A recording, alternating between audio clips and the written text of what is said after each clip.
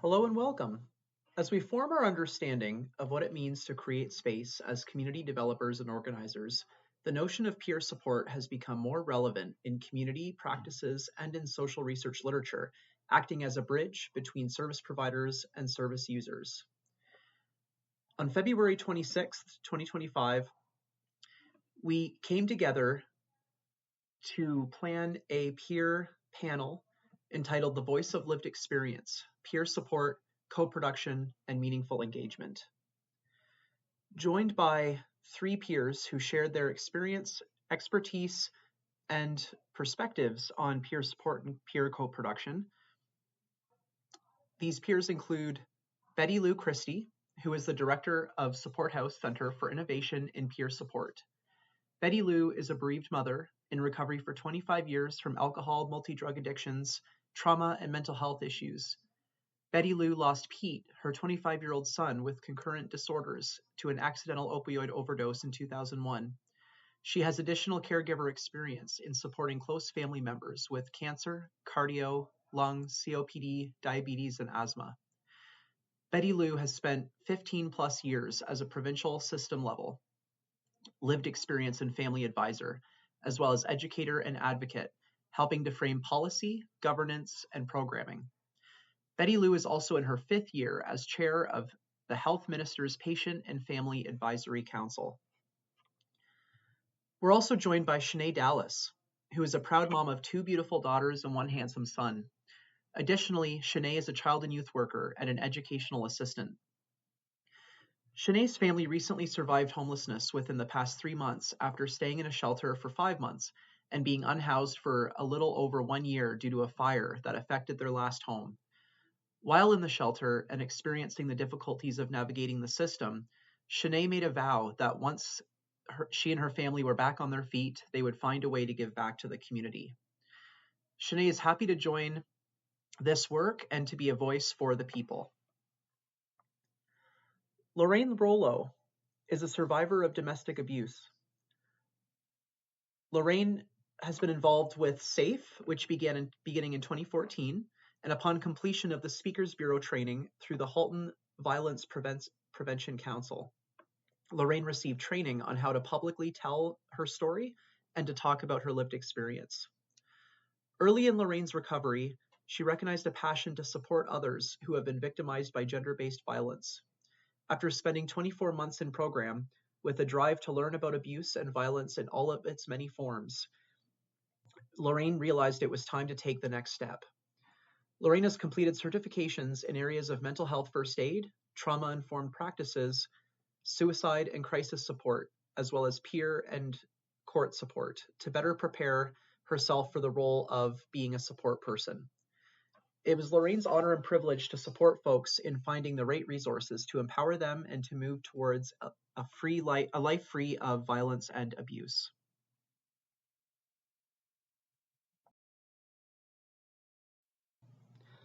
And Mary Rose Kesterin, who unfortunately was unable to join us for the event itself, was a big part of planning this day's event. And we're going to briefly share her bio here to make sure that Mary Rose is with us. Mary Rose is a person with lived and living experience both as a family member and caregiver, as well as in their own personal struggles with mental health since the age of 17. At the age of 17, Mary Rose started her own personal work and advocacy for the oneness of humanity. This focused on mental health, the mental health community, and racialized issues. And through this, Mary Rose continued to progress in her education and professional life. While her own struggles continued, by the time she was 30, Mary Rose graduated with a double major on the Dean's Honor Roll. She spent more than 30 years working in senior roles in finance, as well as a senior consultant managing regulatory projects in the financial industry. This all ended about 10 years ago for Mary Rose, when she realized she needed to reorient her life's work, focus, and time and energy on advocacy and personal work. This became a focus on the areas of reconciliation, the elimination of racial prejudice as an ally for the community, as well as an ally for the mental health community, and challenging the stigma that it is subjected to. Since its inception in 2019, Mary Rose has been a member of the Lived Experience Research Committee at CAMH, or CAMH, the Canadian Mental Health Association. Mary Rose was a part of that team that helped define the committee structure and governance and its interaction with CAMH researchers. Mary Rose has worked in collaboration with and meaningful engagements with researchers on 6 long-term CAMH projects. The goal of these collaborations has been to develop authentic and trusting relationships so that we can all learn and contribute in an open and respectful environment. Increasingly, Mary Rose's work involves the research study of the power of engagement. LERC's Community of Practice holds bi-monthly sessions where panel discussions are held. Among them was the project, Why is Building Relationships Important in Research Projects? This is a totally new paradigm in collaborative work. The benefits are generative, trusting, and creative, and seek to create environments that truly provide accompaniment, learning, equity, and more robust evidence in answering more meaningful research questions.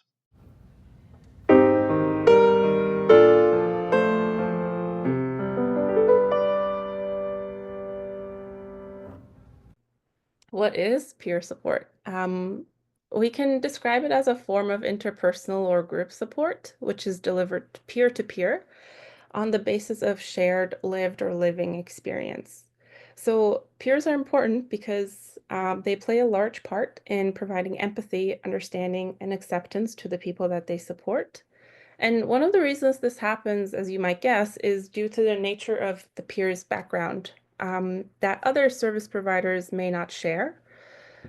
So peer supporters have that sort of cultural capital available to them by virtue of their direct lived experience in that same field. And due to the nature of their lived experience, peers are holders of knowledge and wisdom that other service providers and decision makers may simply not have access to. But peer support is complex. It doesn't always go perfectly, right? And there's a lot of training to be done, and it doesn't only have like these perfect positive impacts on community. So the power of it also lies in our ability to recognize its complexity. And a challenge we see is that a lot of programs may question the legitimacy of peer support programs. And some scholars argue that this has led to the increased professionalization of peer support because, in the eyes of decision makers, policymakers, that legitimizes it as a form of support and knowledge production. But it might also restrict the role of peers if not implemented well. So, for example, peers may end up being expected to follow strict directives, and they may have less flexibility to choose from alternative sources of support. And then the next term I'd like to talk about is co-production. So how can co-production be meaningful engagement? How do we get there? So co-production brings together peers with lived experience and service providers, community researchers, decision makers to achieve some sort of reciprocity and to ultimately lead to quality service provision. So it represents a service or a program that has been produced with ideally equitable input from groups of service users and service providers. So it's a matter of choice. Not every service is co-produced just because it's being received by users. So this makes co-production an intentional and active practice. And while peer support is peer-to-peer, co-production is when these peers, these peer groups, are in the same room as decision makers to create these programs and services, again, through their lived experience. Um, and sometimes a challenge with co-production comes from that concept of being in the same room. So the existence of a peer group in the same space as a more professional or a government organization can sometimes pose a power imbalance because the organization or the government has a lot of the monetary and bureaucratic resources. And so oftentimes it can lead to some sort of entitlement to make the ultimate decision. And from this lens, it can still be seen as being led by them rather than being like an actual co-production that involves both groups, both the peers and the organization. So it's important to establish trust and relationality by understanding the strength that both of those groups can bring to the table. Okay, so the first Sure. one Okay, was thank you. one way of thinking about peer supporters is that they bridge the gap between services or programs and their users or participants. And how would you define the role of a peer worker supporter? So I come from the world of at Support House, where we do have and do not mind embracing professional peer support. And that we define it as a supportive relationship between people who have lived experiences in common, that a peer support worker provides emotional and social support to others who share a common experience. Basically, it's characterized by a set of values that's established by the Mental Health Commission of Canada that are aligned to recovery-oriented practices. And the core principles and practice really embody self-determination, recovery, advocacy, empowerment, and hope in those engaging with healthcare services. And I guess the other part of that is there are varying levels of training and certification for peer support workers that need to be tailored to the different roles and levels of need of service users within a healthcare setting. So I think there's all kinds of peer support from, quotation mark, informal to embedded peer support, equitably paid roles. And that's where trying to embrace the core concept of so it is expected, it's not expected, so it is embraced as another type of expertise with training, with different roles that we have, and that we are part of healthcare teams per se. So it's a little different than the grassroots, more informal. It's we want to stay outside of the system, but if we want more funded roles, we need to come somewhat inside the system. So that's just my 2 cents on that one. I think I would say being on the outside looking in, I didn't really have a peer support worker when I was in the shelter. And that wasn't really something that was offered unless you heard about it from other people who had one. But I think from my understanding of what I've heard from the people who did get to access the peer support workers, was that it was a safe place for them to share what they were going through. It was a bridge between having no support to access all the services that there are out there for people who are struggling or at one of the lowest points in their lives. It's also a place where they feel safe. Um, and again, can get additional support even after they've left that situation they're in. And they're where there's a lot of things people were struggling with, not just homelessness. There could be addictions, there could be family issues, lack of clothing, lack of food, those kind of things. So just having that person to guide and direct you, um, to help you meet those goals that you want to work on, and to not be judgmental if you're unable to, express yourself or able to know how to access those resources and how to speak to those resources. Because there were a lot of people who were struggling with writing applications or, knowing who to call for first and last and those kind of things. So it was just having that extra support person. And luckily, I'm pretty versed and I just know how to use the internet. I know how to access resources myself somewhat, but having that additional person, that peer support worker is so much more helpful for people. And if I had had that, I would have been maybe it would have been way easier. But I do know that people who are struggling and they do have access to the peer support workers, it's great for them. And I think even recognizing at this point in time, I'm receiving a huge influx of requests for peer support from agencies. And these consumers or peers are looking for that lived experience to engage with because of the commonality. It's we are speaking. I think even recognizing at this point in time, I'm receiving a huge influx of requests for peer support from agencies. And these consumers or peers are looking for that lived experience to engage with because of the commonality. It's we are speaking the same language. And I have heard over the number of years from a number of individuals, I just need to see and speak to someone who's lived it. That is that hope I need to hang on to so that I can see there is light at the end of the tunnel. And it's not to, and they're very clear, it's not to minimize any of the professional resources they have available, but it is actual visualizing and seeing that there is life at the end of the recovery, and no matter how painful and dark the ups and downs, the emotional roller coaster, there is hope there, and that's where the peer support truly comes into value with each of the peers that we support.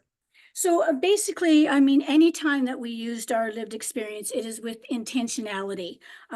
We don't just share our lived experience because we have it. And then when we do share, it has to be in a relevant, trauma-informed and safe way. I also wanted to clarify, because I noticed in the chat there was a word about the general use of the word peer, which is a really valid point. So there's a really, really big difference between providing peer support. That's one role, and it was clarified at the beginning too, but it's something that confuses the heck out of the system. So in order for the system to embrace these two separate roles, that's something that we're always clarifying, is that, peer support is a role, and then participation in meaningful and equitable engagement and co-design, or co-production, as it's also called, on a committee, advisory, working group, board, whatever, is another role. And it's just really mindful that, when we say, a peer at a table, we're talking about a person with lived experience at a table, and we're not saying a peer support worker is sitting at this table, because there's a lot of people that do peer support work who are fabulous, but they're not suited, nor do they want to sit at a systems level advisory table, because sometimes you'll like pull your hair out. Or maybe that's just not the skill sets of where they want to be. And there's a lot of people with lived experience, and that's inclusive of, family and caregiver experience too. Sitting at those tables, who would never be a peer support worker, because that's not the role they want to be in. They want to be in a role as an advisor. So it's just that little bit of clarity for people, just to know that we're not saying it's only peer support workers that are sitting at those tables. And I think that's the most important part, is that there's a meaningful way to contribute in those roles, and there's a huge influence, and we have to approach it. Basically, we have to approach it.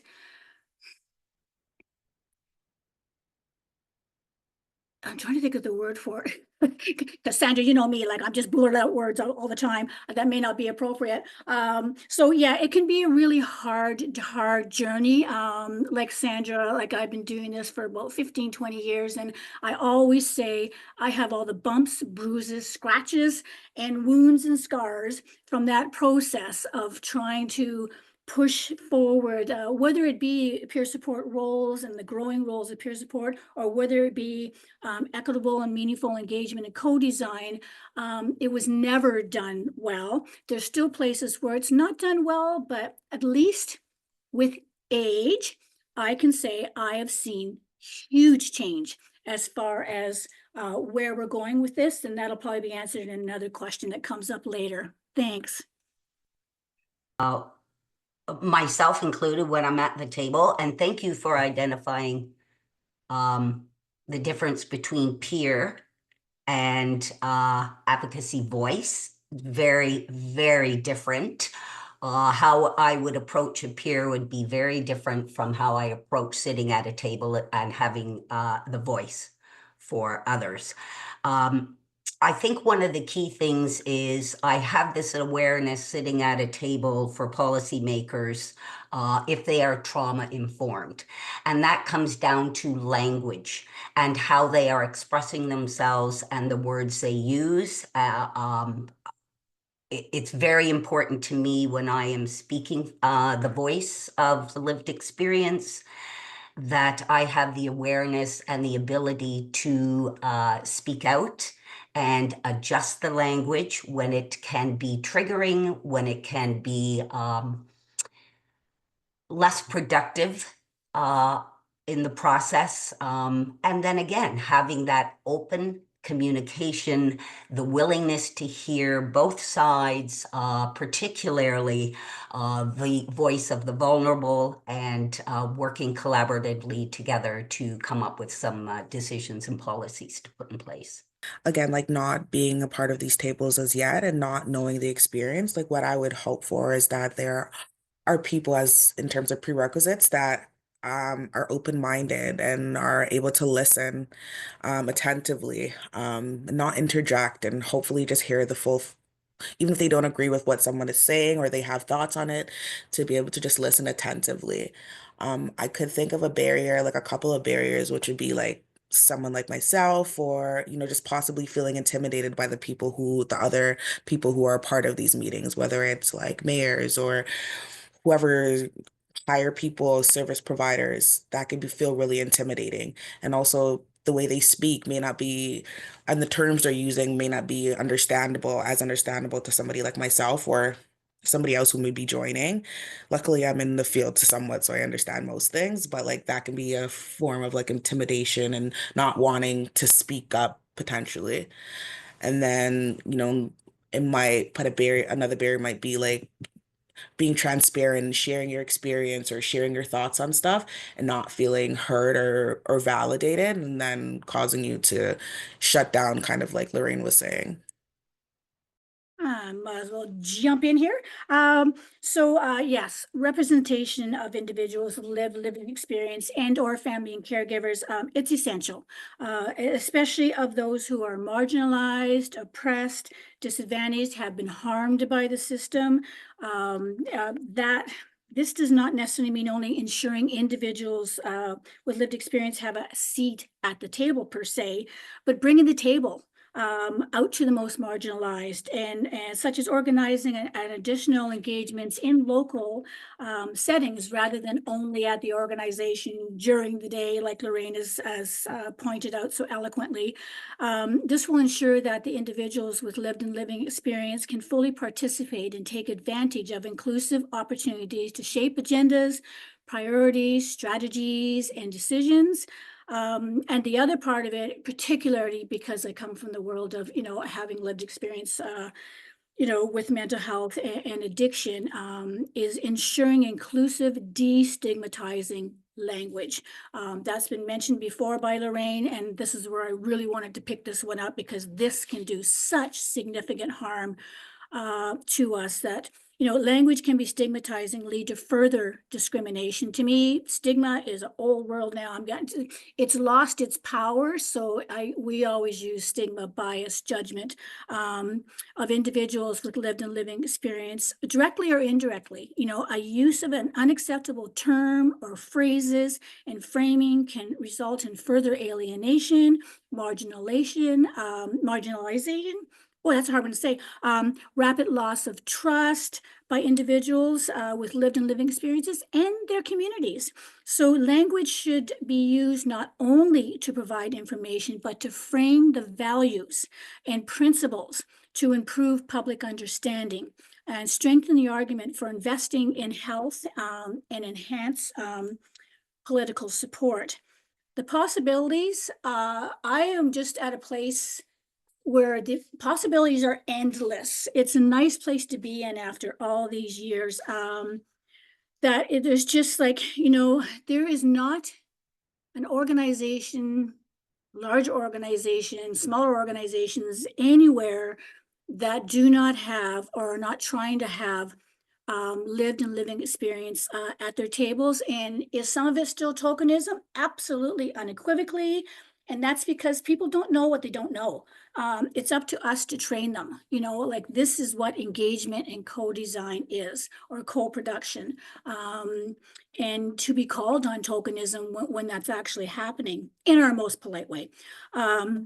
So like, you know, at ministry level, at Ontario Health level, at Ontario Health teams, at the Mental Health Addiction Center of Excellence, like all of these big things, it's mandated. And it's also a policy. It is a government policy for the OHTs that you must have a patient family advisor council.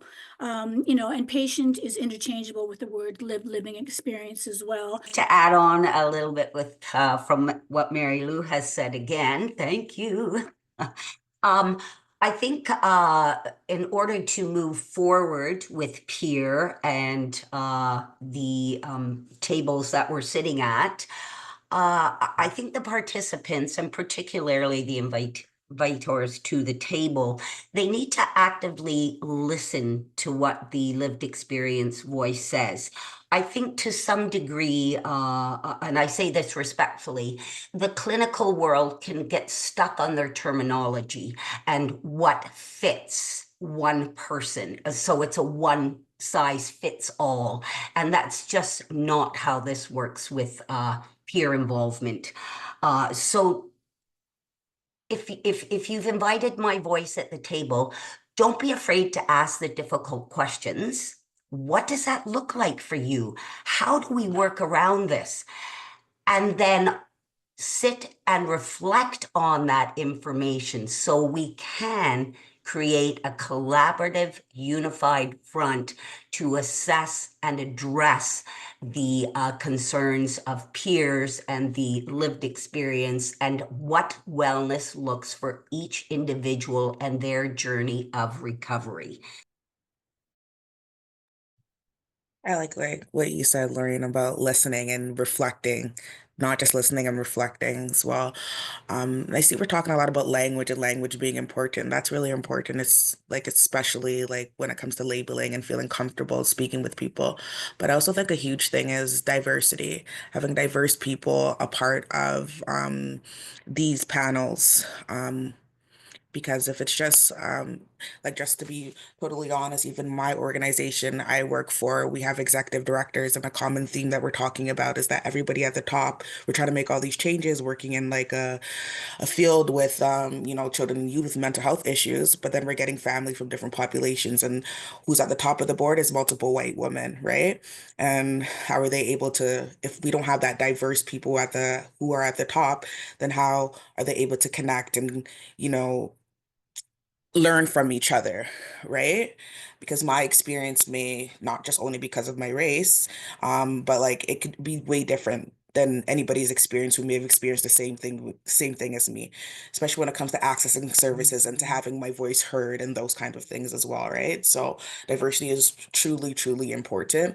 Um, and I don't know what those tables look like, again, as I said, but I'd hope, even with organization of people who are a part of these groups, that it is diverse. And then we could come together and everybody can share their experiences and how things may have been different for them and how things may have been easy for them, and bringing those ideas and those experiences together, and also being real about what's what it's like for different people who are experiencing different things, who are a part of different cultures, who are a part of different communities. Just being real about that. And hopefully through sharing those experiences, we can have a better understanding and we could better support everybody who's struggling. Speak from my experience of peer support. To put it in a general term for myself, I am holding a peer's hope, and I'm walking alongside them and with them on their journey of recovery, whatever that looks like to them, until they are able to take that hope back from me.